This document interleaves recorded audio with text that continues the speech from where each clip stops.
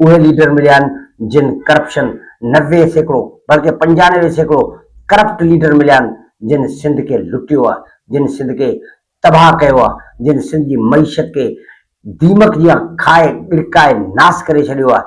उहे जिन मनशियात फरोशी के सरे आम कयो, जिन नस्लनि खे तबाह कयो, जिन ज़मीननि ते कब्ज़ा कया, जिन पाणियुनि ते कब्ज़ा कया, जिन सिंध जी जेको ज़राअत आहे उन ते कब्ज़ा कया, असांखे उहे लीडर मिलिया आहिनि।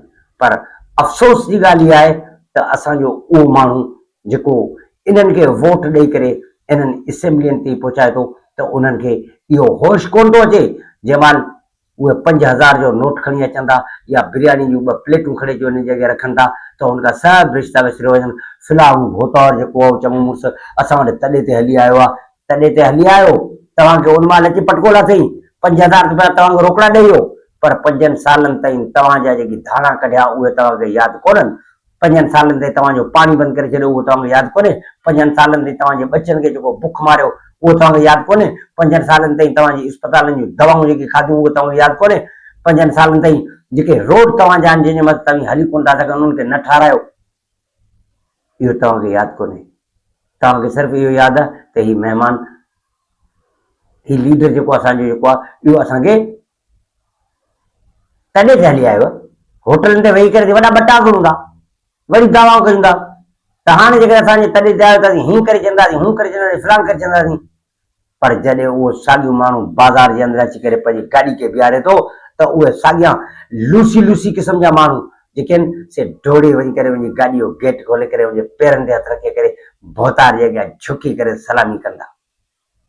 उहे साॻिया माण्हू जेकी बाज़ार जे अंदरि होटलनि ते वेही करे इन्हनि भोतारनि जूं गिलाऊं कंदा, उहे साॻियनि माण्हुनि खे तव्हां वञी करे उन्हनि जे बंगलनि ते ॾिसो त उन्हनि भोतारनि जी गाॾियुनि जा गेट बि खोलींदे तव्हांखे नज़र ईंदा, त बंगलनि जा गेट बि खोलींदे नज़र ईंदा, त उन सां गॾोगॾु उन्हनि खे पेरे पे मिलंदे नज़र ईंदा।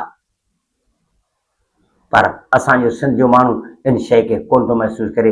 बेनज़ीर इनकम सपोर्ट जे नाले सां असांखे हिकिड़ो कार्ड ॾिनो हुयो जेके जेकॾहिं शफ़ाफ़ नमूने सां हलायो वञे हा त सिंध जी नियाणियुनि जी वॾी हिकिड़ी मदद थी वञे हा, पर उनखे हिकिड़ो अहिड़े नमूने सां पेश कयो हुयो जो सिंध जूं जेकी बापर्दा नियाणियूं जेके हुयूं उहो बाज़ारनि जे अंदरि, रोडनि जे मथे, रस्तनि जे मथे ऐं उनखां अलावा मुख़्तलिफ़ जायुनि जे मथे जेको आहे सो वीचारियूं वेही उते वेही ऐं पैसनि जे लाइ जेको आहे टे ॾींहं उते वेहनि जिते उन्हनि जा वहम बि उते उन्हनि जा थी वञनि। इहे सिंधी माण्हुनि जी इन्हनि इहा मदद कई आहे, सिंधियुनि माण्हुनि जी हिननि तज़लील कई आहे, हिननि सिंधियुनि माण्हुनि सां ज़ुल्म ऐं ज़ियादतियूं कयूं आहिनि। पर सिंध जो शऊर जेको आहे उहो ख़ामोश आहे, सिंध जो माण्हू जेको आहे उहो ख़ामोश आहे। आऊं सिंध जे नौजवाननि खे, आऊं सिंध जे बुज़ुर्गनि खे, आऊं सिंध जी मुंहिंजी माइरनि ऐं मुंहिंजी भेनरुनि उन्हनि सभिनी खे इहो पैगाम ॾियां थो त हाणे वक़्तु बदिलिजी चुको आहे।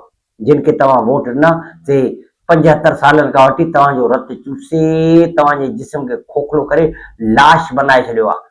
हाणे हिन लाश खे जेकॾहिं ॿीहर तव्हांखे ज़िंदा करिणो आहे ऐं पंहिंजो पाण खे जेकॾहिं हिकिड़ो बावकार ऐं शानदार इंसान बनाइणो आहे त पंहिंजी सोच खे तब्दील करियो, पंहिंजे शऊर खे तब्दील करियो, पंहिंजे वोट जे हथियार खे तब्दील करियो। तव्हांजो वोट न आहे, इहा तव्हांजी ताक़त आहे।